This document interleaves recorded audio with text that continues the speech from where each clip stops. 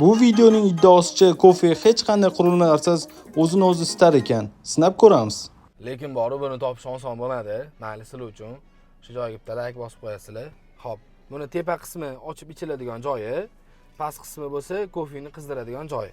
Hozir sizlar bilan ochib ko'ramiz. Qani. Buni endi bosishimiz kerak menimcha. Mana ichkariga kirib qolar ekan. Endi buni chaqatamiz ha. Buni mana chaqatib oldik. Bu 3 minutda tayyor bo'lar ekan. O, mana qarang, qizyapti. Qarang, nima narsalar chiqib ketdi, qo'lni qizdiryapti-yu. Hozir buni olsam bug'am chiqsa kerak. Qani ochib ko'ramiz. Oradan 3 minut o'tdi. Bismillah. Bismillah. Voh, issiq ekan. Bu mazasi zo'r ekan, lekin men bunga 10 dan 10 ball beraman. Mazasi yoqdi, zo'r ekan.